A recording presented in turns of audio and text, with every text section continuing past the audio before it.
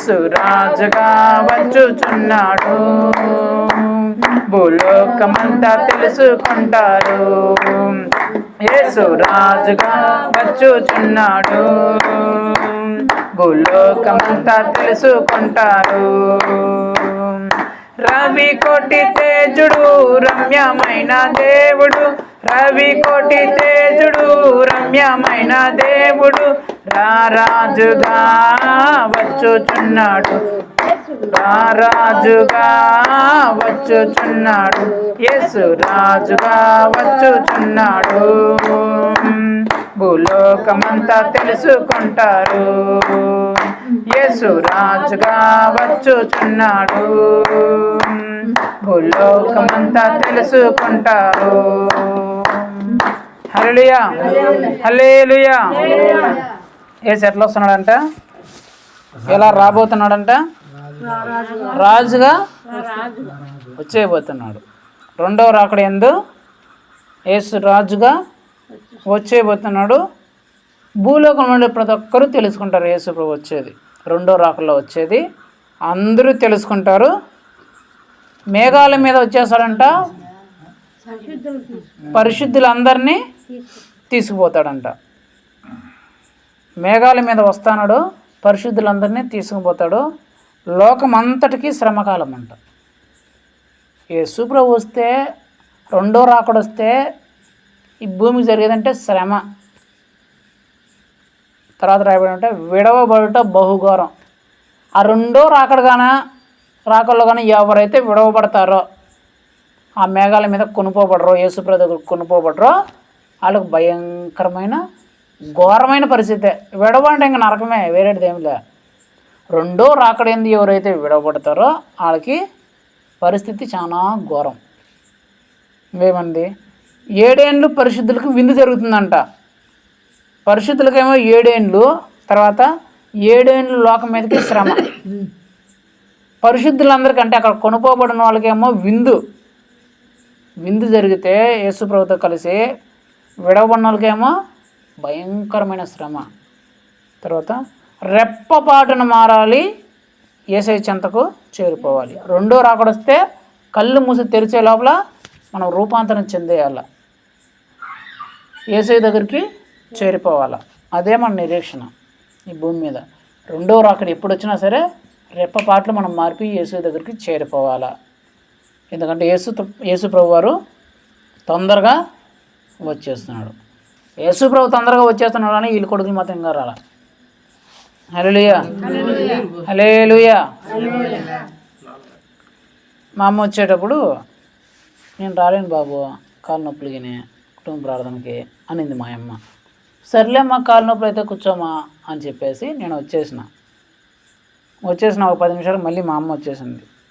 ఏమ్మా నువ్వు వచ్చినావంటే మా అమ్మ చెప్తున్నమాట, ఈరోజు దేవుడు వచ్చి నా రోగాన్ని బాగు చేస్తాడు, నా కాలు నొప్పులు వదిలించేస్తాడు, నా జ్వరాన్ని పోగొట్టేస్తాడు.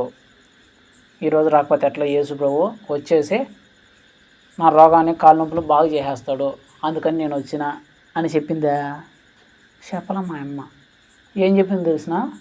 ఈరోజు దేవుడు ఏం మాట్లాడతాడో, ఈరోజు నేను కుటుంబ ప్రార్థన బాగపోతే దేవుడు ఏం మాట్లాడతాడో నాకు తెలియదు కదా. అమ్మో దేవుడు ఈరోజు ఏం మాట్లాడతాడో నేను వినాలా, దేవుడి మాటలు, దేవుడు ఏం చెప్తాడో నేను తెలుసుకోవాలా అని మా అమ్మ చెప్పింది. ఆ మాట నాకు చాలా సంతోషం వేసింది. హల్లెలూయా. కుటుంబ ప్రార్థనకి ఎందుకు రావాలా? అడిగిపోతే నాకు జ్వరం వస్తే ప్రార్థన చేసుకుంటే టపాను జ్వరం వెళ్ళిపోతుంది, ఏదైనా రోగం వస్తే టపాను ప్రార్థన చేసుకుంటే టపాను వెళ్ళిపోతుంది, ఏదైనా అప్పు సమస్యలు ఉంటే ప్రార్థన చేసుకుంటే టపాను అప్పు సమస్య తీరిపోతుంది, ఏదైనా ఆర్థిక సమస్య ఉంటే ప్రార్థన చేసుకుంటే టపానే ఆర్థిక సమస్యలు తీరిపోతాయి. అందుకోసం కుటుంబ ప్రార్థన అందుకొస్తే వేస్ట్. ఎందుకు రావాలా? ఈరోజు దేవుడు నాతో ఏం మాట్లాడతాడో, ఈరోజు దేవుడు నాకు ఏం చెప్తాడో, ఈరోజు ఎలా బోధిస్తాడో, ఏం చెప్తాడో, దానికోసం దేవుడు నాతో ఏం మాట్లాడతాడో ఈరోజు కుటుంబ ప్రార్థనలో. అమ్మో ఈరోజు నేను కుటుంబ ప్రార్థన బాగపోతే నేను మిస్ అయిపోతానే దేవుడి మాటలో, దేవుడు ఏం చెప్తాడో ఈరోజు అనే ఆసక్తి మనలో ఉంటే రోగాలు గీగాలు మొత్తం సెకండ్ దేవుడు తీసేస్తాడనమాట. యేసుప్రభు వారు కొండ మీద ప్రసంగం చేశాడు కదా, ఎన్ని రోజులు చేసినాడు? 3 రోజులు చేసినారు. 3 రోజులు చేస్తే ఈ ప్రజలందరూ దేవుని మాటలు వినడానికి వచ్చేసినట్టు యేసు ప్రభు ఏం చెప్తారో అని వినడానికి వచ్చేసినారు. 3 రోజులు కూర్చోన్నారు. 3 రోజులు అయిపోయింది. 3 రోజులు అన్నంలో నీళ్ళే వాళ్ళకి.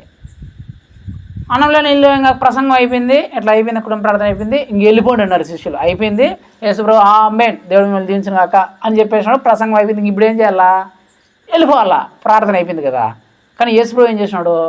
వీళ్ళని ఇట్లా పంపించకూడదు. రోయ్ 3 రోజులు వచ్చినారు, నా దగ్గర ఉన్నారు, ఆకలితో పంపించేసేట్లా, నేను ఆకలితో పంపించకూడదు, వెళ్ళినాయి అన్నం పెట్టి పంపించండి అని చెప్పేసి ఆడొచ్చిన 20,000 మందికి 5 రొట్టెలు 2 చేపలని 20,000 మందికి పంచి పెట్టేసి వాళ్ళు ముక్కుల్లో నుంచి మాంసం వచ్చేసేలా కాదు తిన్నంట ఫుల్గా.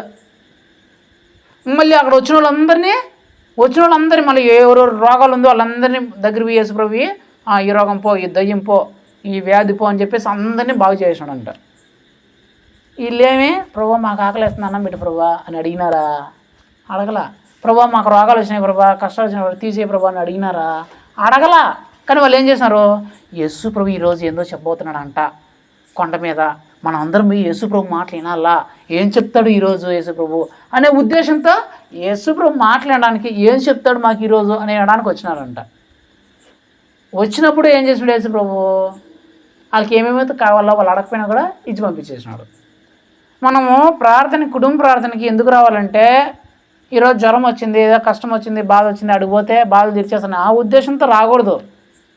ఈరోజు దేవుడు నాతో ఏం మాట్లాడతాడు, ఏం మాట్లాడబోతాడు, ఈరోజు నాకు ఏం చెప్తాడు అనే ఉద్దేశంతో ఆ మనసుతో నువ్వు వస్తే నీకుండే రోగమైనా సరే, వ్యాధి అయినా సరే, కష్టమైనా సరే, ఆర్థిక సమస్య అయినా సరే, అప్పు అయినా సరే, కుటుంబ సమస్య అయినా సరే, పిల్లల సమస్య అయినా సరే, ఏ సమస్య అయినా సరే నువ్వు చెప్పమైనా సరే యేసుప్రభు తీర్చి పారేస్తాడు.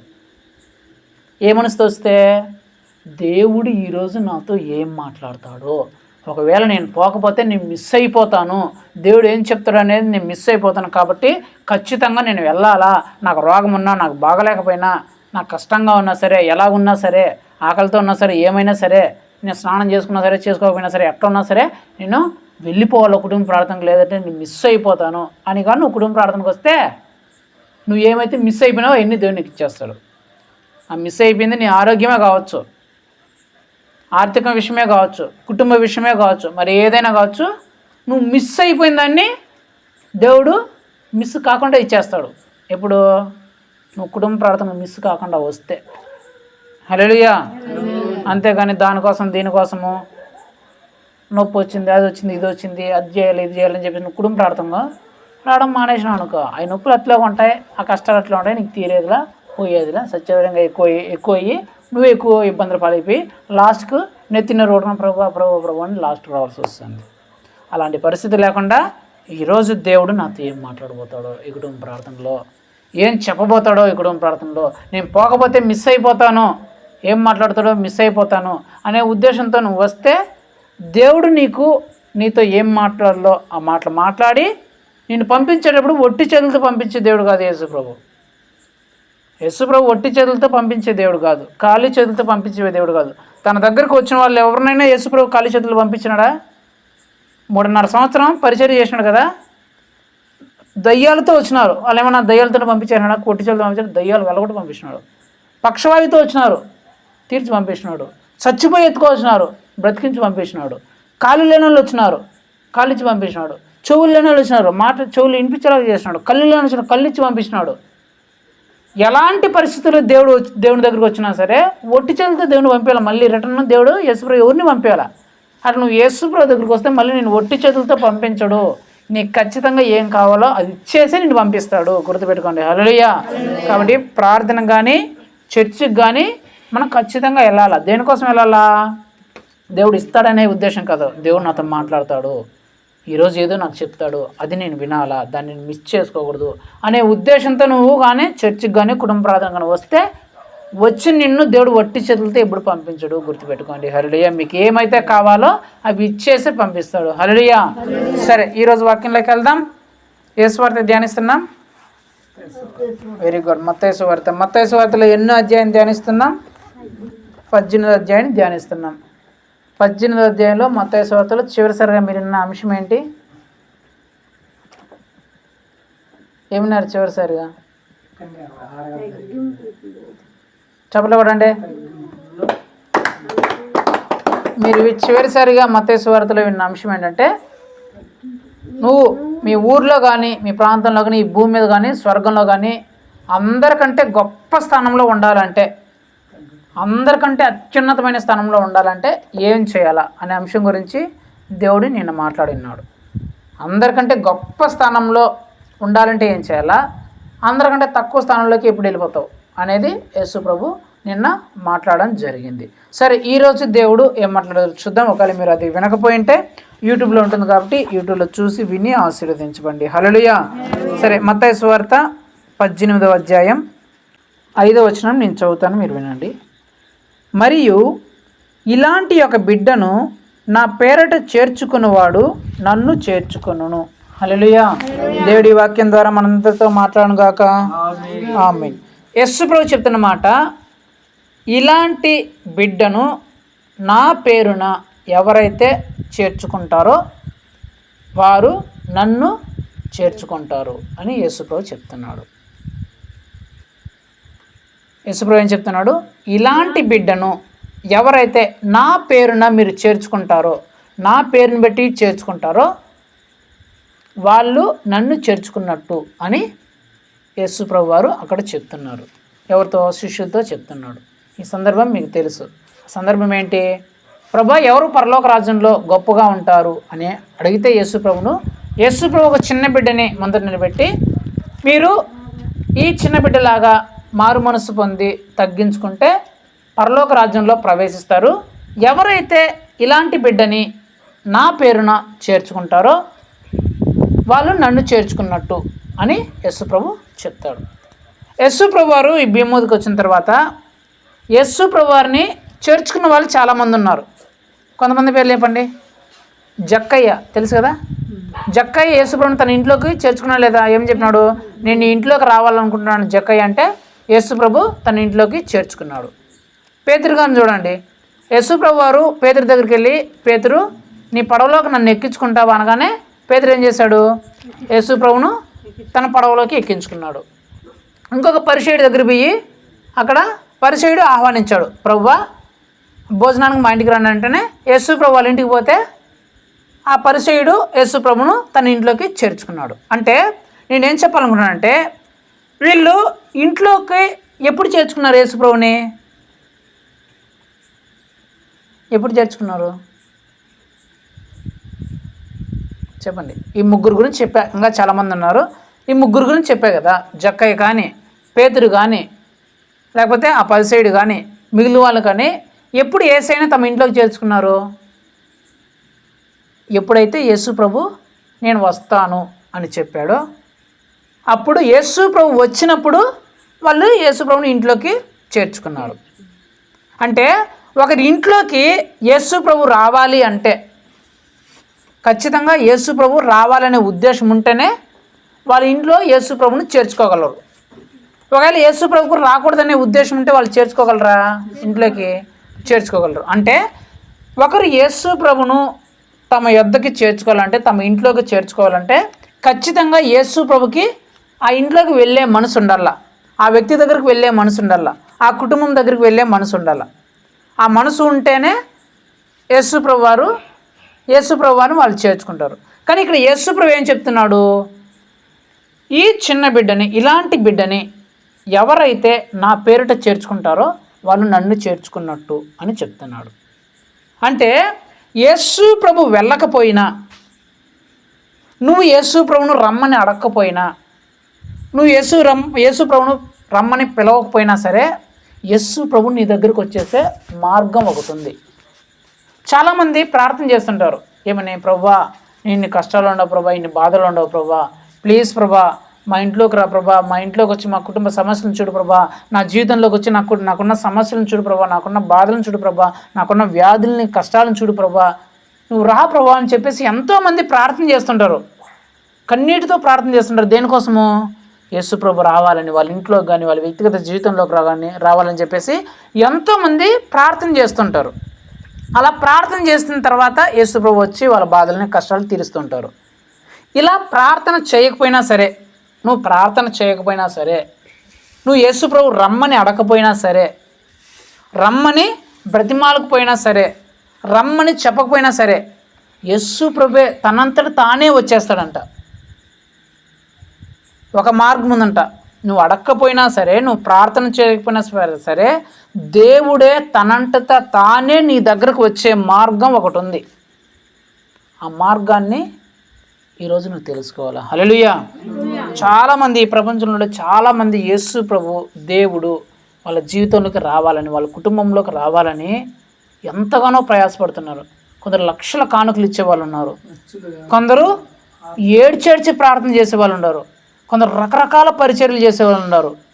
దేవుడు వాళ్ళ ఇంటికి రావాలని, వాళ్ళ కుటుంబంలోకి రావాలని, యేసు ప్రభు వాళ్ళ ఇంట్లోకి రావాలని ఒక్కసారి వస్తే చాలు. యేసు ప్రభు దేవుడు మా ఇంట్లోకి ఒకసారి వస్తే చాలు, నాకు జీవితంలోకి ఒకసారి వస్తే చాలు, నా కుటుంబంలోకి ఒకసారి వచ్చే చాలు, నా జీవితం మారిపోతుంది, నా కుటుంబం పరిస్థితి మారిపోతుంది. యేసు ప్రభు ఒక్కసారి వస్తే చాలు, దేవుడు ఒక్కసారి వస్తే చాలు అని ఆ ఒక్కసారిని యేసు ప్రభువును రప్పించుకోవడానికి ఎంతగా ప్రార్థన చేసే వాళ్ళు ఉన్నారో, ఎంతగా వాక్యం చదివే వాళ్ళు ఉన్నారు, ఎంతగా బైబిల్ చదివే వాళ్ళు, ఎంతగా చర్చికి వెళ్ళే వాళ్ళు ఉన్నారో, ఎన్ని రకాల పనులు చేసే వాళ్ళు ఉన్నారో యేసు ప్రభుని ఒక్కసారి రప్పించుకోవడానికి. ఇంత కష్టపడుతున్నారు కదా యేసు ప్రభువును రప్పించుకోవడానికి.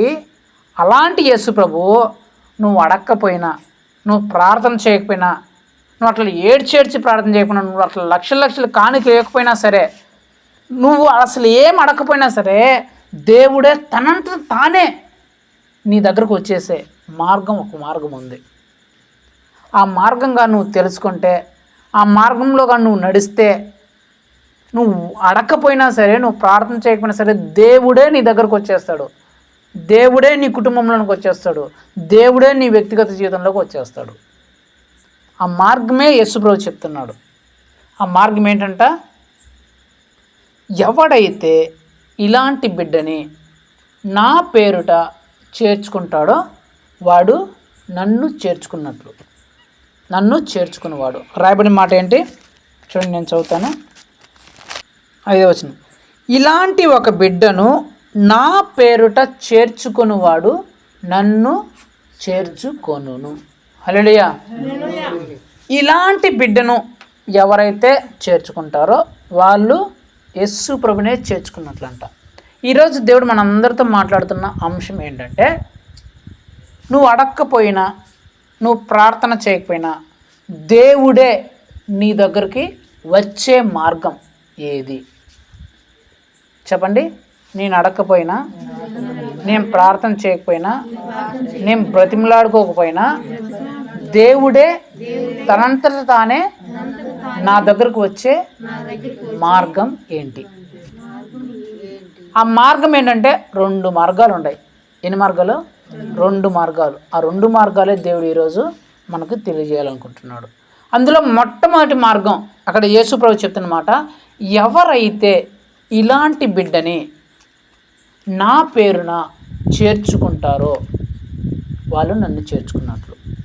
ఆ మార్గం ఏంటో చెప్పిన తర్వాత చేర్చుకుంటే కలిగే లాభం ఏంటో కూడా చెప్తాను. ఏంటి? యేసు ప్రభును దేవుడే తానే మన దగ్గరకు వచ్చే ఆ మార్గము తెలుసుకున్న తర్వాత ఆయన చేర్చుకోవడం వల్ల, అలా చేర్చుకోవడం వల్ల కలిగే ప్రయోజనాలు ఏంటో కూడా, లాభాలు ఏంటో కూడా మీకు తెలియజేస్తాను. మొట్టమొదటి మార్గం ఏం చెప్తున్నాడు యేసు ప్రభు, ఎవరైతే ఇలాంటి బిడ్డని నా పేరుట చేర్చుకుంటారో వాళ్ళు నన్ను చేర్చుకున్నాను అని చెప్పారు కదా. ఎలాంటి బిడ్డ? అక్కడ ఉండేది ఎవరు? యేసు ప్రభు ఒక బిడ్డను తీసుకొచ్చిన ఆ బిడ్డ ఎవరు? చిన్న బిడ్డ. ఎవరు అంటే దాని అర్థం ఏంటి? చిన్న బిడ్డల్ని ఎవరైతే యేసు ప్రభు పేరున చేర్చుకుంటారో వాళ్ళు యేసు ప్రభును చేర్చుకున్నట్లు. అంతేనా? యేసు ప్రభు ఏం చెప్తున్నాడు? ఇలాంటి ఒక చిన్న బిడ్డని నిలబెట్టి ఇలాంటి బిడ్డని ఎవరైతే నా పేరున చేర్చుకుంటారో వాళ్ళు నన్ను చేర్చుకుంటారు అని దేవుడు చెప్తున్నాడు. అంటే దాని అర్థము చిన్న బిడ్డల్ని ఆయన పేరున, యేసుక్రీస్తు పేరున చేర్చుకుంటే యేసు ప్రభును చేర్చుకున్నట్లు. అంతేనా? అంతేనా కదా? హల్లెలూయా. అంతే అయితే హల్లెలూయా చెప్పండి, ఏముంది? హల్లెలూయా. కానీ విషయం అది కాదు. యేసు ప్రభును చేర్చుకోవడం అంటే చిన్న బిడ్డలు నువ్వు నీ దగ్గర తీసుకుంటే యేసు ప్రభుని చేర్చుకున్నట్లని కాదు. యేసు ప్రభు చెప్తున్న మాట ఏంటి? ఇలాంటి బిడ్డని ఎవరైతే నా పేరిట చేర్చుకుంటారో నన్ను చేర్చుకున్నట్లు అని యేసుప్రభు చెప్తున్నాడు కదా. ఇలాంటి బిడ్డని అంటే అలాంటి చిన్న బిడ్డని అని కాదు, అలాంటి బుడంకాయ బిడ్డని అని కాదు. ఆ ఎలాంటి బిడ్డ పైన రాయబడింది. ఆ బిడ్డ ఎలాంటి బిడ్డ అనేది పైన రాయబడింది. అదేం మాట చూడండి, 18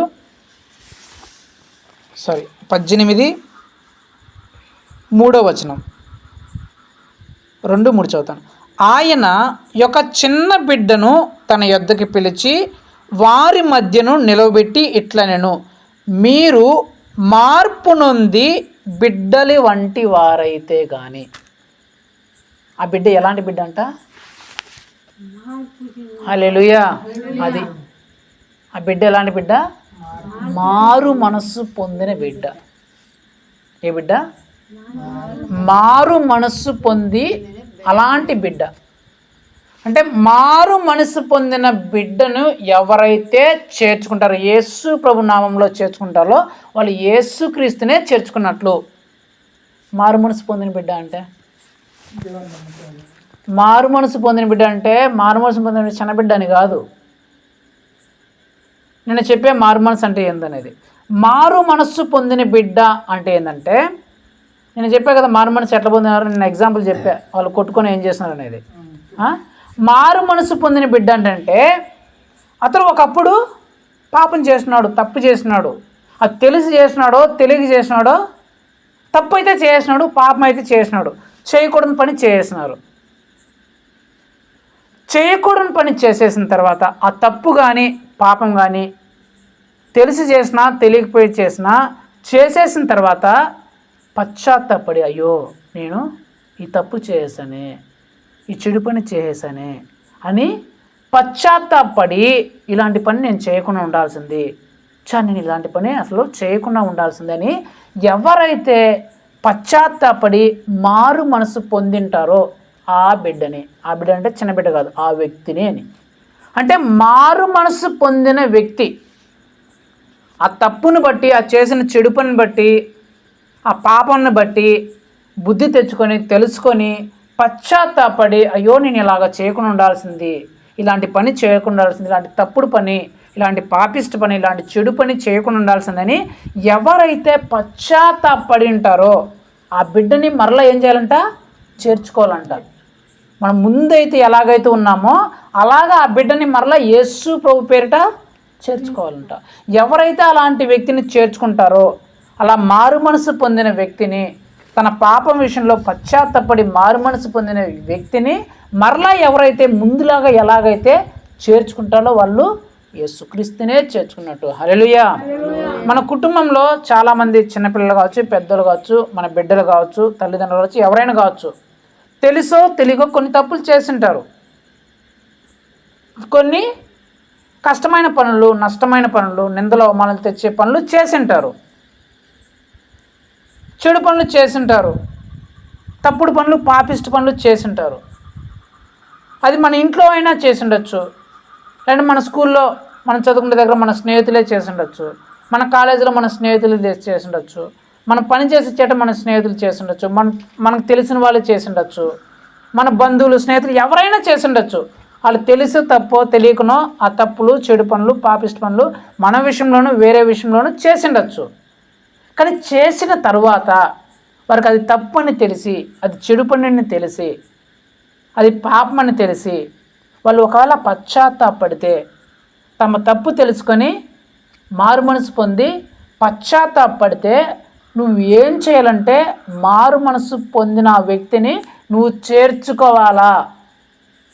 చాలామంది ఏంటంటే వాళ్ళు తమ తప్పు తెలుసుకున్నా సరే, పశ్చాత్తాపడినా సరే, ఆ కుటుంబ సభ్యులు కానీ, ఆ పిల్లలు కానీ, ఆ వ్యక్తులు కానీ, ఆ ఫ్రెండ్స్ కానీ, స్నేహితులు కానీ, తెలిసిన వాళ్ళు కానీ వాళ్ళు చేసిన తప్పును తెలుసుకొని పశ్చాత్తాపడి వస్తే మళ్ళీ యాక్సెప్ట్ చేయరు, వాళ్ళతో సక్రమంగా మాట్లాడరు, సక్రమంగా ఉండరు, సక్రమంగా ప్రవర్తించరు. అట్లా మనం ఉండకూడదు. ఒకవేళ తప్పు తెలుసుకొని మన దగ్గరకు వస్తే ముందు ఎలాంటి ప్రేమతో మనం ఉన్నామో అలాంటి ప్రేమను చూపించాలా, ఎలాగ మనం గౌరవిస్తున్నామో అలా గౌరవించాలా, ఎలాగ మనం బాగా చూసుకుంటున్నామో అలాగా బాగా చూసుకోవాలా, ఎలాగ మనం స్నేహంతో ఉన్నామో అలాగా స్నేహంగా ఉండాలా, ఎలాంటి ప్రేమతో మనం కలిగి ఉన్నామో అలాంటి ప్రేమను ఆ వ్యక్తి మీద చూపించాలా. ఎవరి పేరు మీద?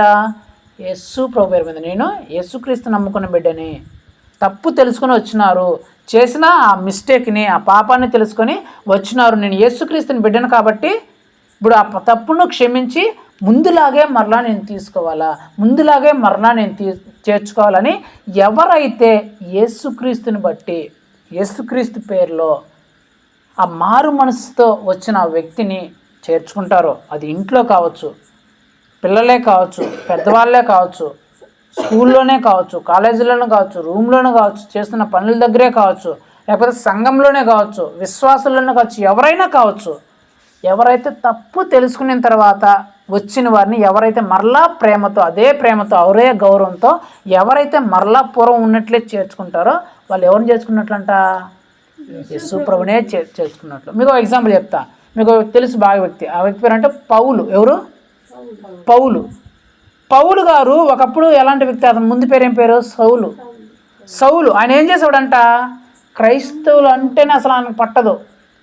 క్రిస్టియన్లు ప్రార్థన చేస్తున్నారంటేనే పోయి తన సైన్యాన్ని పిలుచుకొని, తన వెనకాల ఉండే వాళ్ళ మనుషులను పిలుచుకొని పోయి క్రైస్తవులు ఎక్కడ ప్రార్థన జరుగుతున్నా సరే కర్రలతో కొట్టి, కత్తులతో చంపించి, వాళ్ళ బట్టలు చింపించేసి, వాళ్ళని జైల్లో పెట్టించి వాళ్ళే హింసించేవాడంట. ఎవరో? సౌలు. ఈ సౌలు క్రైస్తవులు ఎక్కడన్నా ప్రార్థన చేస్తున్నారంటే, ఎక్కడన్నా ప్రార్థన జరుగుతుందంటే తన బ్యాచ్ని వేసుకోవడము, ఆ ప్రార్థన గందరగోళం చేయడము, వాళ్ళని కొట్టడము, చంపడము, ఆడవాళ్ళు, మగవాళ్ళు, చిన్నపిల్లలు, పెద్దవాళ్ళని ఎవరిని చూసేదిలే, అందరినీ తన్నడము, కొట్టడము, రంపాలతో కోయడము, కత్తులతో నరికి చంపించేసాడంటే ఎవరో? సౌలు. అలాంటి సౌలు ఒక దగ్గర ప్రార్థన, దమస్కు అనే ప్రాంతంలో వీళ్ళు క్రైస్తవులందరూ పెద్ద మీటింగ్ పెట్టుకున్నారు, ప్రార్థన పెట్టుకున్నారు అని తెలిసింది ఇతనికి. ఇతను ఏం చేసినాడు? ఎలాగైనా సరే ఆ మీటింగ్ని చెడగొట్టాలి, అక్కడ అందరినీ చంపేయాలా, చెడగొట్టాలి అని చెప్పేసి వీళ్ళు బ్యాచ్ వేసుకొని పోయినాడు. ఎవరిని? ఆ దమస్కులో ప్రార్థన చేసుకుంటున్న క్రైస్తవులను చంపడానికి. మార్గ మధ్యలో ఏం జరిగిందంటే యేసుప్రభు దర్శనం ఇచ్చినాడు. యేసుప్రభు దర్శనం ఇచ్చిన తర్వాత కింద పడి గలగల కొట్టుకున్న తర్వాత యేసుప్రభు చెప్పాడు, సౌలా నన్ను ఎందుకు హింసిస్తున్నావు అంటే, ఎవరు ప్రభు అంటే, నేను నువ్వు హింసిస్తున్న యేసును అని చెప్తాడు. ప్రభు అదేంటి ప్రభా, నేను హింసిస్తున్నది వాళ్ళని కదా అంటే, నా బిడ్డలను హింసిస్తే నన్ను హింసించినట్లే అని చెప్తే అప్పుడు ఈ సౌలుకి తెలుస్తుంది, ఓహో నిజమైన దేవుడు యేసు ప్రభే. ఇన్ని రోజులు నేను క్రిస్టియన్లు హింసిస్తున్నాను అనుకున్నాను, కానీ నేను హింసించేది యేసు ప్రభునేనా, దేవునే హింసించానా, నేను నిజమైన దేవుని హింసించానా, ఇది నిజమైన దేవుడు అయ్యాను అనుకొని అప్పుడు ఆయన తెలుసుకుంటాడు తన తప్పును. ఏమని? తన తప్పును తెలుసుకుంటాడు. అమ్మో నిజమైన దేవుడు యేసు ప్రభే, ఇన్ని రోజులు నేను ఈ క్రైస్తుని ఎంత ఇబ్బంది పెట్టాను, ఎంత బాధ పెట్టానే అని చేసిన తప్పును తెలుసుకున్నాడు. నిజమైన దేవుడు యేసు ప్రభు అని తెలుసుకున్నాడు. తెలుసుకున్న తర్వాత ఆ దమస్కు పట్టణానికి వెళ్తాడు. పట్టణానికి వెళ్ళి అక్కడ మందిరంలో ఆదివారం రోజు చర్చ్ జరుగుతుంటే అక్కడికి వెళ్ళి చెప్తాడంట, ఏమని? ఒకప్పుడు నేను క్రైస్తవులను హింసించిన వాడినే, కొట్టిన వాడినే, తిట్టిన వాడినే, కానీ యేసు ప్రభు నాకు దర్శనం ఇచ్చాడు, యేసు ప్రభు నాతో మాట్లాడాడు, ఇప్పుడు నేను నిజమైన దేవుడిని తెలుసుకున్నాను, యేసు ప్రభువే నిజమైన దేవుడు, ఇప్పుడు నేను ఆయన ప్రకటిస్తాను, ఆయనే నిజమైన దేవుడు అని ప్రకటిస్తాను.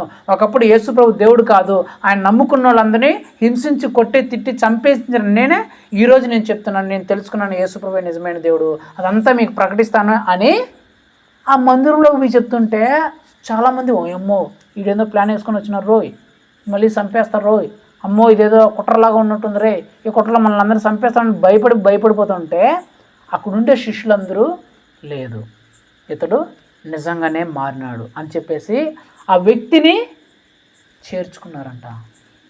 అక్కడ రాయబడిన వాడిని మీకు చదివిస్తున్న మాట కావాలంటే చూడండి. అపోస్తల కార్యములు 9వ అధ్యాయం 19 నుంచి నేను చదువుతాను. పిమ్మట అతడు దమస్కులోనున్న శిష్యులతో కూడా కొన్ని దినములను వెంటనే సమాజ మందిరంలో యేసే దేవుని కుమారుడని ఆయన గూర్చి ప్రకటించుచూ వచ్చెను. వినిన వారందరూ విభ్రాంతి నొంది, యెరూషలేములో ఈ నామం బట్టి ప్రార్థన చేయి వారిని నాశనం చేసిన వాడు ఇతడే కాడా, వారిని బంధించి ప్రధాన యాజకుల యొద్దకు కొనిపోవటకు ఇక్కడికి వచ్చి ఉన్నాడని చెప్పుకొనిది. అయితే సౌలు మరి ఎక్కువగా బలపడి ఈయన్నే క్రీస్తు అని రుజువుపరచుచు దమస్కులో కాపురమున్న యూదులను కలవరపరచును.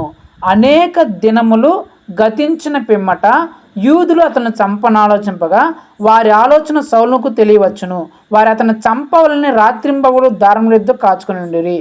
గనుక అతని శిష్యులు అతనిని రాత్రివేళ తీసుకొని పోయి గంపలో ఉంచి గోడకుండా అతన్ని క్రిందకి దింపిరి. హల్లెలూయా.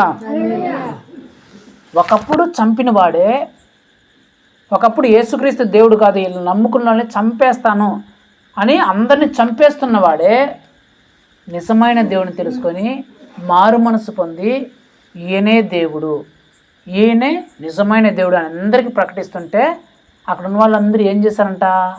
అతన్ని చేర్చుకున్నంట.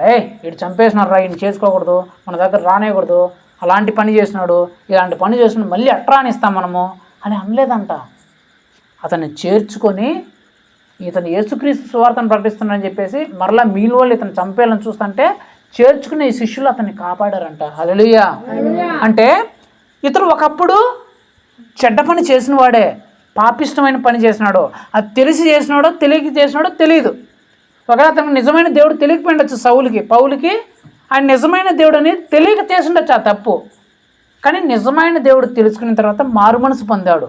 అయ్యో నేను నిజమైన దేవుని బిడ్డల్ని హింసించానే, నిజమైన దేవుని హింసించానే, ఈయనే నిజమైన దేవుడు అని చేసిన తప్పును తెలుసుకున్న తర్వాత అక్కడికి వచ్చి చెప్తే వాళ్ళందరూ నిజంగా వీళ్ళు యేసుప్రభు బిడ్డరా, యేసుప్రభు బిడ్డగా మారారా అని చెప్పేసి అక్కడున్న క్రైస్తవ విశ్వాసులందరూ సౌలుగా మార్చబడిన పౌల్ని చేర్చుకున్నారంట.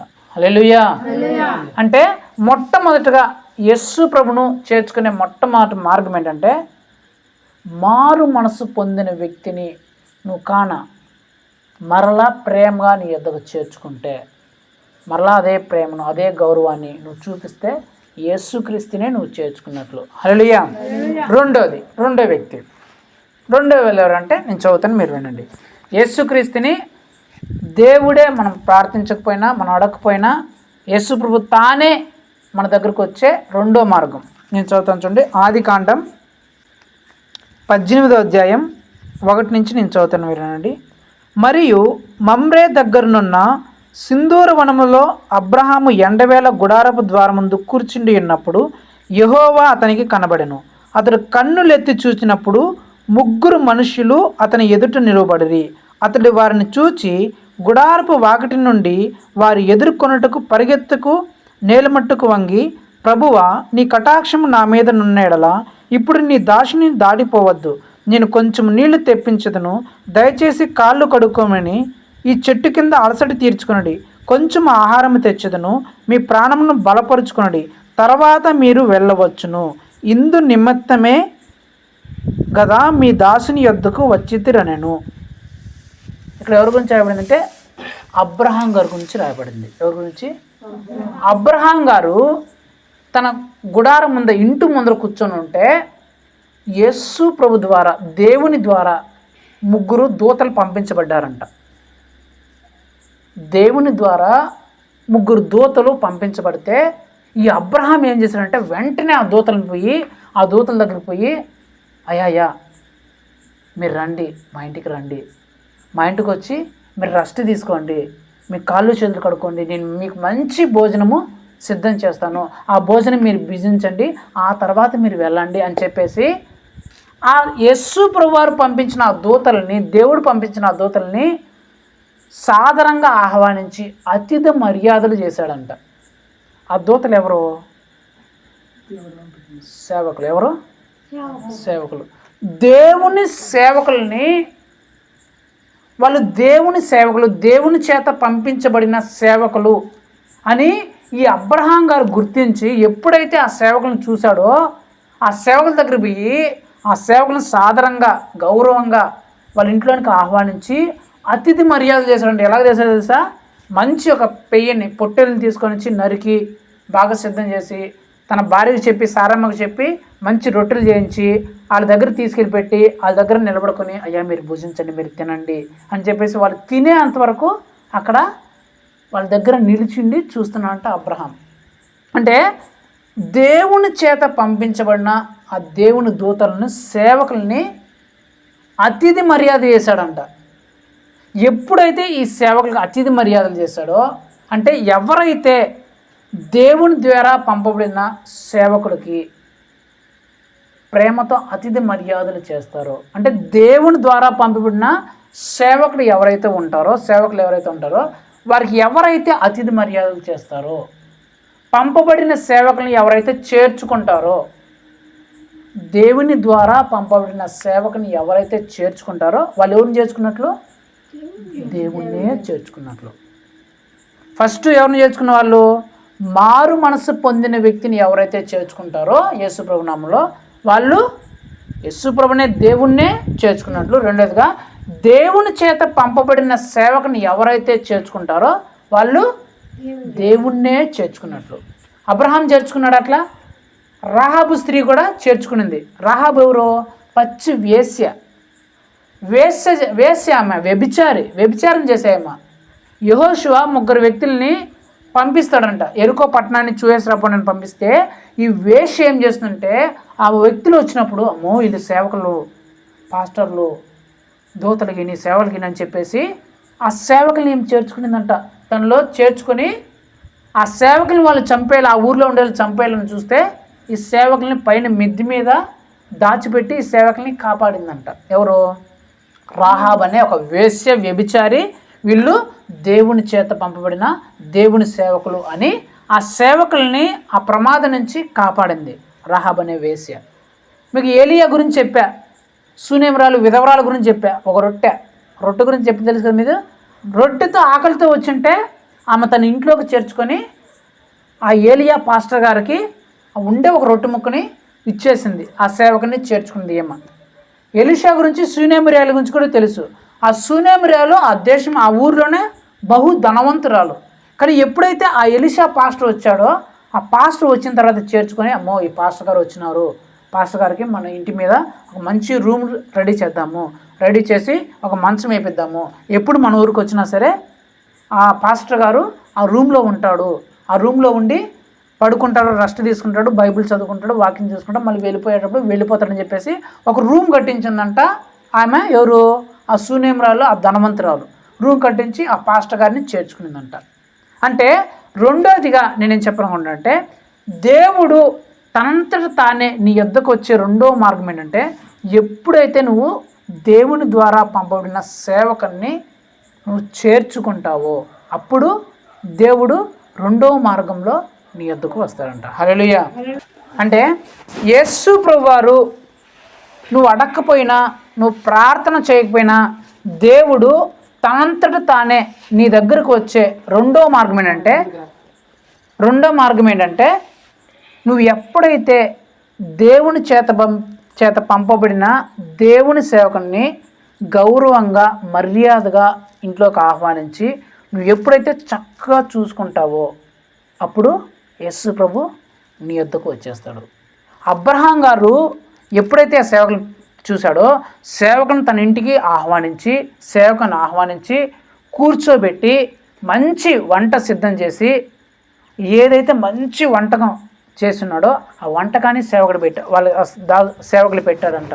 సేవకులు పెట్టేసి వాళ్ళు తినేంతవరకు వాళ్ళ దగ్గర కూర్చొని నిలబడుకొని ఉన్నాడంట.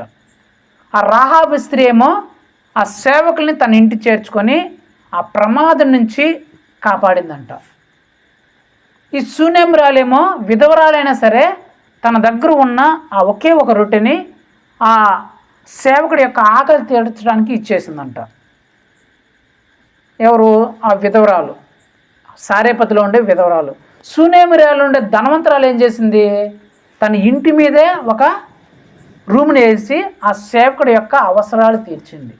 అంటే సేవకుడికి నువ్వు మంచిగా అతిథి మర్యాద చేసిన, నీకుండే వాటికి పెట్టి మంచిగా చూసుకున్నా, సేవకుడికి వచ్చే శ్రమల్లో నువ్వు కాపాడినా, సేవకుడి అవసరాలు నువ్వు తీర్చినా, యేసు ప్రభు నువ్వు అడగకపోయినా, నువ్వు చెప్పకపోయినా దేవుడు నీ యొద్దకు వచ్చేస్తాడు. హల్లెలూయా. సో 2 మార్గాలు చెప్పా. దేవుడు నువ్వు అడగకపోయినా, నువ్వు ప్రార్థన చేయకపోయినా యేసు ప్రభు వచ్చే 2 మార్గాలు నీకు చెప్పా. మొట్టమొదటి మార్గము, మారు మనస్సు పొందిన వ్యక్తిని నువ్వు ఎప్పుడైతే యేసు ప్రభు నామంలో చేర్చుకుంటావో అప్పుడు నువ్వు యేసు ప్రభును దేవుణ్ణే నీ దగ్గరకు వచ్చేస్తాడు. రెండోదిగా సేవకుడికి నువ్వు ఎప్పుడైతే గౌరవ మర్యాదలతో అతిథి మర్యాదలు చేస్తావో, సేవకుని ఎప్పుడైతే శ్రమల నుంచి కాపాడుకుంటావో, ఎప్పుడు సేవకుడి యొక్క అవసరాలు ఎప్పుడైతే నువ్వు తీరుస్తావో, అప్పుడు నువ్వు అడగకపోయినా నువ్వు చెప్పకపోయినా దేవుడే నీ యొద్దకు వచ్చేస్తాడు. ఈ రెండు చేస్తే నీకు కలిగే ప్రయోజనాలు ఏంటి అది కూడా తెలుసుకోవాలి కదా. మార్గం ఏదో తెలుసుకున్నావు, దేవుడే నీ యొద్దకు వచ్చే మార్గం ఏదో తెలుసుకున్నావు. వచ్చినాడు, కలిగే ప్రయోజనాలు ఏంటంటే మారు మనస్సు పొందిన వ్యక్తి ఎప్పుడైతే నువ్వు యేసు ప్రభు పేరిట నువ్వు చేర్చుకుంటావో కలిగే ప్రయోజనం ఏంటంటే, సౌలుగా ఉన్న పౌలు గారు మారారు. ఆ మారిన వ్యక్తిని చేర్చుకున్న తర్వాత పౌలు గారు వల్ల జరిగిన అద్భుతాలు అన్నీ ఇన్ని కాదు, ప్రపంచమే తలకిందులైపోయింది. దేవుడు ఎంత బలంగా ప్రకటింపడా అంటే, పౌలు గారు వల్ల జరిగిన అద్భుతాలు అన్నీ ఇన్ని కాదు. నడిచిపోతుంటే ఆయన నీడపడిన వాళ్ళు కూడా బాగా అయిపోయినారంట. ఆయన వాడిన బట్టలు ఎత్తుకొని రోగుల మీద వేస్తే ఆ రోగాలు ఎలాంటి రోగాలైనా వెళ్ళిపోయాయంట, ఎలాంటి దయ్యాలైనా వెళ్ళిపోయాయంట, చచ్చిపోయిన వాళ్ళు కూడా లేసేసేవాళ్ళంట. పౌలు గారు చేసిన సేవ అంతా ఇంత సేవ కాదు, భూమినే తలకిందులు చేశారంట. అంటే ఒక మారిన వ్యక్తిని చేర్చుకోవడం వల్ల జరిగిన అద్భుతాలు అన్నీ ఇన్ని కాదు.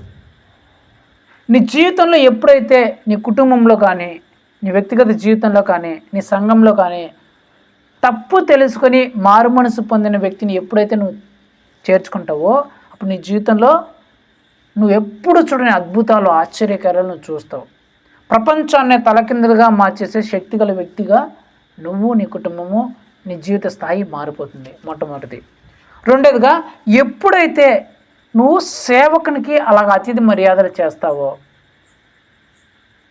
నువ్వు ఎప్పుడైతే సేవకుని చేర్చుకొని సేవకునికి గౌరవంతో అలా అతిథి మర్యాదలు చేస్తావో, అప్పుడు నీకేం జరుగుతుంది? అబ్రహాం గారు ఆ సేవకులని చేర్చుకొని అతిథి మర్యాదలు చేశారు కదా, జరిగింది ఏందో తెలిసిన, లోతు అగ్నిగంధంలో కాడి బూడిదైపోవాల, కానీ అబ్రహామును బట్టి ఆ లోతుని కాపాడాడంట. అంటే ఈ ఎప్పుడైతే అబ్రహాము ఈ సేవకుడికి గౌరవించి మర్యాదగా ఎప్పుడైతే అతిథి మర్యాద చేశాడో, బాగా తన దగ్గర ఉన్నది మంచి పదార్థాన్ని అతను చేసి పెట్టాడో, ఏం చేశాడు? నాశనం అయిపోవాల్సిన ఆ కుటుంబాన్ని దేవుడు కాపాడాడు. ఒకటి. రెండోదిగా, తన భార్య గొడ్రాలు నింద 100 సంవత్సరాల నుంచి నింద అనుభవిస్తుంది. గొడ్రాలు అనే నిందే వాళ్ళ కుటుంబం అనిపిస్తుంది. ఆ 100 సంవత్సరాలుగా తీరని కోరికను యేసు ప్రభు తీర్చేసినాడు అప్పుడే. ఆ తర్వాతనే జరిగింది ఇది. ఎప్పుడైతే ఇతను ఆ సేవకుల్ని ఆహ్వానించి మంచిగా గౌరవ మర్యాదలతో చూసుకున్నాడో, వాళ్ళకున్న సమస్యను పెట్టారు ఆ సేవకులకి, ఆ తర్వాత జరిగింది ఏంటంటే, ఆ సొదొమ గొమొర్రా అగ్నిగంధకాల చేత కాల్చబడిన ఆ ప్రాంతం నుంచి ఆ లోతుని కాపాడబడ్డాడు. ఇతనికి అప్పటి వరకు తీరని ఆ కొడుకు అనే ఆ సంతానం అనే ఆ సంతానం దేవుడిచ్చి ఆ నిందను తొలగించేశాడు, కేవలం అతిథి మర్యాదలు చేసినందుకు. ఒకటి. ఆ వేశ్య వ్యభిచారి ఎప్పుడైతే ఆ సేవకుల్ని తన ఇంటి చేర్చుకొని ఆ ప్రమాదం నుంచి కాపాడిందో, ఏం జరిగింది తెలిసిన, ఆ తర్వాత యెహోషువ వచ్చి ఆ పట్టణంలో ఉండే ప్రతి ఒక్కరిని కత్తి చేత చంపించేసి నరికించేసి ఆ పట్టణం మొత్తంలో ఉండే వాళ్ళందరినీ, చిన్నపిల్లలు మొదలుకొని పెద్దోళ్ళకు అందరినీ అగ్ని చేత కాల్చేస్తే, ఈ వ్యభిచారం ఉంది కదా వేశ్య, ఆ వేశ్య కుటుంబాన్ని మాత్రమే యెహోషువ కాపాడాడంట, దేవుడు కాపాడాడంట. ఉండే వాళ్ళందరినీ ఎంత 10 లక్షల మంది ఉంటే 10 లక్షల మందిని బూడి చేస్తుంట, కత్తితో నరికేసి మళ్ళీ ఎక్కడ బతుకారని చెప్పేసి అగ్గిపెట్టి బూడి చేసేశారు. కానీ ఈ వేశ్య కుటుంబం మాత్రమే కాపాడబడింది. కారణం ఏంటి? ఈమె ఆ సేవకుల్ని కాపాడింది కాబట్టి ఈమె కుటుంబ సభ్యులందరినీ కాపాడాడు దేవుడు. మూడోది, ఆ సారేపతి విధవరాలు ఉండేదే ఒక రొట్టె, కానీ ఆ రొట్టెను కూడా ఆ సేవకుడికి ఇచ్చేసింది. ఆ సేవకుడి యొక్క అవసరం తీర్చింది. ఏమైంది? 3 సంవత్సరాలు ఆ కరువులో అందరూ తినడానికి తిండి లేక అల్లాడిపోయింటే వీళ్ళ ఇంట్లో కరువే లేదు. 3 పూటలు బాగా చపాతీలు చేసుకొని తింటా హాయిగా ఫుల్గా తింటూ ఉంటారు. వాళ్ళేమో కరువులో చచ్చిపోతే వీళ్ళ ఇంట్లో ఏమో కరువు అనేది లేదు. ఎందుకు కారణము? ఆమె ఆ సేవకుడి యొక్క ఆకలిని తీర్చింది. ఈ శూనేమిరాలైన దానంతరాలు ఏం చేసింది? తన ఇంట్లో సేవకుడికి ఒక ఇల్లు కట్టించి ఆయన అవసరాలన్నీ ఆ బెడ్ వేసి ఆ దీపం పెట్టి ఆ నీళ్లు పెట్టి అన్నీ చూసింది కాబట్టి, ఈ సేవకుడి యొక్క అవసరాలు అన్నీ తీర్చింది కాబట్టి, ఆమెకున్న కోరిక ఆస్తి ఉంది, ధనం ఉంది, అంతా ఉంది, కానీ బిడ్డలు లేరు. వెంటనే ఏం చేశానంట, ఏమి ఇంత బాగా చూస్తుందంటే బిడ్డలు లేరని చెప్తే ఏం చేశాడు సేవకుడు, నీకు దేవుడు బిడ్డని ఇస్తాడు పో అనగానే ఆమె బిడ్డ పుట్టేసినాడు మరుసటి సంవత్సరమే. ఎన్నో రోజులుగా తీరని ఆ కోరిక, ఆశ ఆ సేవకుని చేర్చుకునే అవసరాలు తీర్చడం వల్ల తీరిపోయింది. అంటే నువ్వు ఎప్పుడైతే సేవకుడిని ఇలాగ చేర్చుకుంటావో దేవుణ్ణే చేర్చుకున్నట్లు. అట్లా నువ్వు సేవకుడికి అతిథి మర్యాదలు చేస్తే, గౌరవించి అతిథి మర్యాద చేస్తే సేవకుడికి నువ్వు దేవుణ్ణే చేర్చుకుని దేవునికే చేసినట్లు. అప్పుడు దేవుడు నీకు ఇచ్చే ప్రతిఫలము నిన్ను నీ కుటుంబాన్ని ఆ నాశనం నుంచి కాపాడతాడు. ఎన్నో సంవత్సరాలుగా నీ మీద ఉన్న నిందను తొలగించేస్తాడు. నువ్వు ఎప్పుడైతే సేవకుడిని నీ ఇంట చేర్చుకొని కాపాడుతావో దేవుణ్ణే నీ ఇంట చేర్చుకున్నట్లు. దానికి నీకు కలిగే ప్రతిఫలం ఏంటంటే నిన్ను నీ కుటుంబాన్ని భయంకరమైన అగ్ని, కత్తివాత అనే దాని నుంచి కాపాడతాడు. కత్తివాత దేని గుర్తు అంటే నాశనానికి గుర్తు. కత్తి, ఖడ్గం అనేది నాశనానికి గుర్తు. అగ్ని అనేది శ్రమలకు గుర్తు. అంటే నువ్వు ఎప్పుడైతే సేవకుడిని కాపాడుకుంటావో అప్పుడు ఆ నాశనం అనే దాని నుంచి, శ్రమలనే దాని నుంచి నిన్ను నీ కుటుంబాన్ని దేవుడు కాపాడుతాడు. మూడుగా, ఎప్పుడైతే సేవకుడికి ఆకలి నువ్వు ఎప్పుడైతే తీరుస్తావో అప్పుడు దేవుడు నీ కరువు పరిస్థితిలో, అది ఇతరులకు ఎలాంటి భయంకరమైన కరువు ఉన్నా సరే నీకు మాత్రం ఆ కరువు అనే పరిస్థితినే రానివ్వడు. ఎప్పుడైతే సేవకుడి యొక్క అవసరాలు అన్నీ తెలుసుకొని నువ్వే తీరుస్తావో అప్పుడు దేవుడు నీ అవసరాలు ఏంటో, నీ కోరికలు ఏంటో, నీ ఆశలు ఏంటో నువ్వు అడగకపోయినా సరే దేవుడే తీర్చేస్తాడు. సునేమిరేలు అడగల, ప్రభు నాకు ఈ బిడ్డ లేరు, సంతానం అడగల. ఈ సేవకుడే అడిగాడంట, ఏమో ఇంత బాగా చూసుకునేది, రూమ్ కట్టించి నాకు బెడ్ వేసినారు, ఈ కుటుంబం ఎందుకు ఇంత బాగా చూసుకున్నారు, వాళ్ళకి ఏమన్నా ఆశలు ఉన్నాయి, కోరికలు ఏమో అడగండి అని ఇతనే పంపించాడు. పంపించి అడిగితే అయ్యా నాకు బిడ్డ లేరని అప్పుడు చెప్పింది ఆయమ. నువ్వు అడగకపోయినా దేవుడు నీ కోరికలు తీర్చేస్తాడు. ఎప్పుడు నువ్వు ఎప్పుడైతే సేవకుని చేర్చుకుంటావు. తీర్పు దినం మీకు గుర్తుంది కదా, ఒకవైపు గొర్రెలను ఒకవైపు మేకలు నిలబెట్టాడంట. గొర్రెలను చూసి మీరు నా రాజ్యాన్ని స్వతంత్రించుకోండి, నేను ఆకలిగా ఉన్నప్పుడు మీరు నాకు అన్నం పెట్టారు, నేను దప్పికతో ఉన్నప్పుడు నాకు దాహానికి నీళ్ళు ఇచ్చినారు, నాకు బట్టలు లేనప్పుడు మీరు బట్టలు ఇచ్చినారు, నేను రోగంతో ఉన్నప్పుడు నన్ను చూడడానికి వచ్చినారు, కాబట్టి ఈ పరలోక రాజ్యం మీదే, ఇప్పుడు మీరు దీన్ని ఏలండి అంటే వాళ్ళు ఏమన్నారంట, కుడివైపు నుండి వాళ్ళు, ప్రభువా నువ్వెప్పుడు దప్పికతో ఉంటే మేము నీళ్ళు ఇస్తాం ప్రభువా, నువ్వెప్పుడు ఆకలితో ఉంటే మేము అన్నం పెడతాం ప్రభువా, నువ్వెప్పుడు బట్టలు లేకుండా నీకెప్పుడు బట్టలు ఇస్తాం ప్రభువా, నువ్వెప్పుడు రోగంతో ఉంటే నిన్ను చూడడానికి మేము వస్తాం ప్రభువా అంటే యేసు ప్రభు ఏం చెప్తుండో తెలుసా, మీరు ఎప్పుడు ఇచ్చారు తెలుసా, ఇదిగో ఇక్కడున్నారే ఈ సహోదరులు అని శిష్యులను చూపిస్తానంట, సేవకుల్ని. ఈ సేవకుల్లో మీరు ఒకరు చేశారు ఇలాగా, నా సేవకుడు ఆహారం లేకుండా ఉంటే మీ ఇంటికి వచ్చినప్పుడు సేవకుడికి ఆహారం పెట్టావు, నీ దగ్గర ఉండేది పెట్టావు, నీ దగ్గర ఉండే కాయలు ఇచ్చినావు, నీ దగ్గర ఉండే అన్నం పెట్టినావు, నీ దగ్గర ఉండే ఏడుంటే అది సేవకుడు పెట్టావు. నువ్వు సేవకుడు పెట్టావు కాబట్టి నాకు పెట్టినట్లు. ఆ సేవకుడు నీ ఇంటికి వచ్చినప్పుడు ఆ సేవకుడికి నీళ్ళు ఇచ్చినావు, నువ్వు నాకు ఇచ్చినట్లు. ఆ సేవకుడికి బట్టలు లేని నువ్వు బట్టలు ఇచ్చినావు, నాకు ఇచ్చినట్లు. ఆ సేవకుడు రోగంతో ఉంటే నువ్వు సేవకుడి దగ్గరికి పోయి ఎలా ఉంది ఎలా అని పరామర్శించావు, అప్పుడు నువ్వు నన్ను పరామర్శించినట్లు. నువ్వు సేవకుడు చేసావు కాబట్టి, నా సేవకుడికి అలా చేసావు కాబట్టి నాకు చేసినట్టే అని చెప్పాడంట. ఎడమవైపు వాళ్ళని చూసి, రే మీరు నేను ఆకలితో ఉన్నప్పుడు మీరు నాకు అన్నం పెట్టలేదురా, మీరు దాహంతో ఉన్నప్పుడు మీరు నాకు నీళ్ళు వేయలేదురా, నేను బట్టలు లేనప్పుడు మీరు నాకు బట్టలు ఇవ్వలేదురా, నేను రోగంతో ఉన్నప్పుడు మీరు చూడడానికి నన్ను రాలేదా, కాబట్టి మీరు పోండి చీకటిలోకి వెళ్ళిపోండి, మీకు నరకమని చెప్పేసి నరకంలో పంపించేస్తాంటే వాళ్ళని అంట, ప్రభువా నువ్వెప్పుడు ఆకలితో ఉండి ప్రభా, నువ్వెప్పుడు దబ్బుతూ ఉండి ప్రభా, నువ్వెప్పుడు బట్టలు లేకుండా ఉండి ప్రభా, నువ్వెప్పుడు రోగంతో ఉండి ప్రభా అంటే యేసుప్రభు చెప్తున్నమాట, నా సేవకుడు అలాంటి ఆకలితో ఉన్నప్పుడు నువ్వు ఆకలి తీర్చాలా, నీ ఇంటికి వచ్చినప్పుడు నీళ్ళు ఇవ్వాలా, నీ ఇంటికి వచ్చినప్పుడు సేవకుడు నీ ఇంటికి వచ్చినప్పుడు బట్టలు ఇవ్వాలా, నీ ఇంటికి వచ్చినప్పుడు రోగంతో ఉన్నప్పుడు నువ్వు సేవకుడిని చూడాలా, పట్టించుకోవాలా. అంటే సేవకుడు అవసరాలు నువ్వు పట్టించుకోవాలా, సేవకుడు నీ ఇంటికి వస్తే నువ్వు మర్యాద చేయాలా, కనీసం నీళ్ళు కూడా ఇవ్వాలా. నువ్వు వాళ్ళకి ఇవ్వలేదు కాబట్టి నాకు ఇవ్వనట్లే. ఎందుకు? సేవకుడు అంటే ఎవరు పంపించినారు ఆ సేవకుడిని? నేను కదా పంపించింది, నా తరఫున పంపించిన, అంటే నాకు బదులుగా నేనే పంపించిన నా సేవకుడిని. నా సేవకుడు వచ్చినట్టే నేను వచ్చినట్లే. అలాంటి నా సేవకుడు వస్తే నువ్వు అసలు గౌరవించకుండా సేవకుడిని, నీ ఇంట్లో నీ ఇష్టానుసారంగా ఉంటే, గౌరవించకుండా ఏం మర్యాద చేయకుండా పట్టించుకోకుండా నువ్వు ఉంటే నువ్వు నన్ను పట్టించుకున్నట్లే, అందుకు నువ్వు నరకంలోకి పోవాలంట. అంటే యేసు ప్రభు మనం అడగకపోయినా, మనం చెప్పకపోయినా, మనం ప్రార్థన చేయకపోయినా ఆయనే తనంతట తానే మన జీవితంలోకి వచ్చి మన జీవితంలో ఉండే సమస్యలన్నీ అన్నిటిని తీర్చి, కొదులు అన్నిటిని తీర్చి మన జీవితాన్ని ఆశీర్వదించేదానికి 2 మార్గాలు ఉన్నాయి. ఒకటి, మారు మనసు పొందిన వ్యక్తిని మనం ఎప్పుడైతే యేసుక్రీస్తు నామములో చేర్చుకుంటామో అప్పుడు.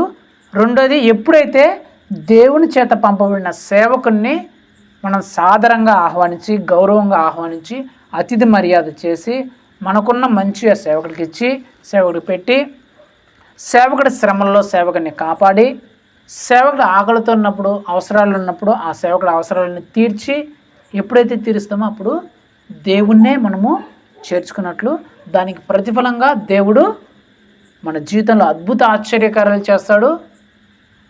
మనల్ని, మన కుటుంబాన్ని, మన పిల్లల్ని నాశనంలో పడిపోకుండా చూస్తాడు. మన మీద ఉన్న నిందలను, అవమానాలను తీసివేస్తాడు. మనకున్న కరువు పరిస్థితి అన్నిటినీ తొలగించి కరువు అనేది లేకుండా చేస్తాడు. ఎన్నో రోజులుగా తీరిన మన ఆశల్ని, కోరికల్ని దేవుడు తీరుస్తాడు.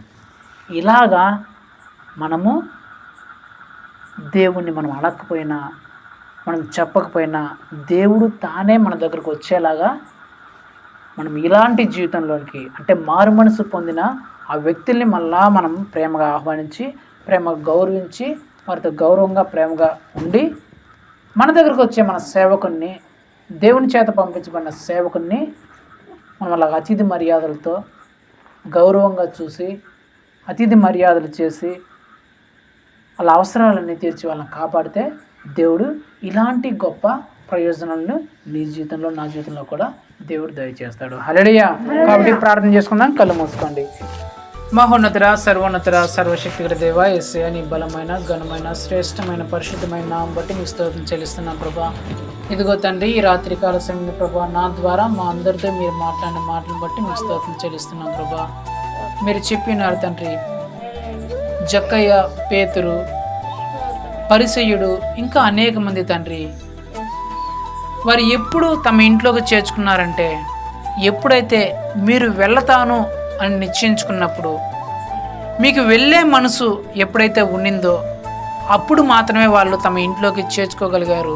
అయితే మీరు అడగకపోయినా, మీరు పిలవకపోయినా, మీరు ప్రార్థన చేయకపోయినా, నేనే నా అంతటా మీ జీవితంలోకి, మీ కుటుంబంలోనికి వచ్చే మార్గాలు 2 ఉన్నాయని మీరు తెలియజేస్తున్నారు తండ్రి. అవును ప్రభా, దేవాది దేవుడు అయిన నీవే తండ్రి, మేము అడగకపోయినా, మేము పిలవకపోయినా, మేము ప్రార్థన చేయకపోయినా మా జీవితంలోకి, మా కుటుంబ జీవితంలోకి వచ్చినైనా మా జీవితాలను అద్భుతంగా మార్చే మార్గాలను, ఆ 2 మార్గాలను మాకు తెలియజేసిన విధానాన్ని బట్టి మేము స్తోత్రం చెల్లిస్తున్నాం ప్రభా. అందులో మొదటి మార్గం, ఎవరైతే ముందు తెలియక తెలిసి చేసిన తప్పును తెలుసుకొని, పాపాన్ని, చెడు పనిని తెలుసుకొని మారు మనసు పొంది ఎవరైతే మరలా వస్తారో అలాంటి వ్యక్తుల్ని మీ నామంలో, మీ ప్రేమను పెట్టి మేము వాళ్ళని చేర్చుకుంటే, వాళ్ళు మా కుటుంబ సభ్యులే కావచ్చు, మా స్నేహితులే కావచ్చు, మా బంధువులే కావచ్చు, మా ఇరుగు పొరుగు వాళ్ళే కావచ్చు, మా సంఘంలో ఉండే విశ్వాసులే కావచ్చు, ఎవరైనా కావచ్చు ప్రభా, వారు చేసిన తప్పును, వారు చేసిన చెడు పనిని, వారు చేసిన పాపిష్టి పనిని తెలుసుకొని మారు మనసు పొంది వచ్చిన తర్వాత అలాంటి వ్యక్తులు మేము చేర్చుకుంటే దేవాది దేవుడైన నిన్నే ప్రభా మేము చేర్చుకున్నట్లని.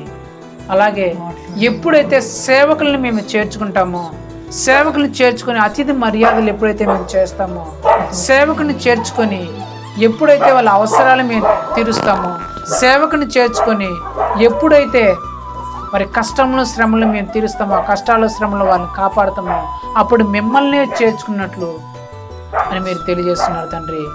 ఎవరైతే ఈ 2 మార్గాల ద్వారా మిమ్మల్ని చేర్చుకుంటారో వారు అడక్కపోయినా గొప్ప అద్భుత ఆశ్చర్యకార్యాలు వాళ్ళ జీవితంలో చేస్తారని, వారిని, వారి కుటుంబ సభ్యుల్ని నాశనంలో నుంచి కాపాడతారని, వారి జీవితంలో ఉన్న నిందలను, అవమానాలను తొలగిస్తారని, వారి కరువు పరిస్థితులన్నింటినీ తీర్చివేస్తారని వారి అవసరాలన్నీ, ఆశలన్నీ, కోరికలను తీర్చి వాళ్ళని ఆశీర్వదించే స్థితిలో మీరు ఉంచుతారని ప్రభా మీరు తెలియజేసిన విధానాన్ని బట్టి మీకు స్తోత్రం చెల్లిస్తూ, మేము కూడా నాయన మారు మనస్సు పొంది వచ్చిన బిడ్డల్ని ప్రభా మేము కూడా ప్రేమగా మరలా చేర్చుకున్నట్టుకు మీ చేత పంపబడిన సేవకుని ప్రభా మా ఇంటిలో, మా కుటుంబంలో ప్రేమగా చేర్చుకొని గౌరవంగా అతిథి మర్యాదలతో సేవకుడికి చేసి, సేవకుడి శ్రమలు తీర్చి, సేవకుడి శ్రమల్లో మేము కాపాడి, సేవకుల అవసరాలన్నీ తీర్చి మేము కూడా అలాంటి ప్రయోజనాలు పొందుకున్నట్టు కృప చూపించమని బ్రతిమలాడుకుంటూ, ఇక్కడ వచ్చిన ప్రతి ఒక్క బిడ్డని అలాంటి మార్గంలో మేము చేర్చుకున్నట్టుకు వారిని కూడా సిద్ధమైన మనసును దయచేయమని బ్రతిమలాడుకుంటూ కృప చూపిస్తారని నమ్ముతూ ఇస్తూ, మా తండ్రి, మా దేవుడు, మా ప్రభువునైనా యేసుక్రీస్తు యొక్క పరిశుద్ధమైన నామములో అడిగి వేడుకొనుచున్నాం మా ప్రియ పరలోక తండ్రి, ఆమేన్. నా ప్రాణమా యెహోవాను సన్నిధించుము, నా అంతరంగమున్న సమస్తమా ఆయన పరిశుద్ధ నామమును సన్నిధించుము. నా ప్రాణమా యెహోవాను సన్నిధించుము, ఆయన చేసిన పాలనలో దేనిని మరొకము. ఆమేన్.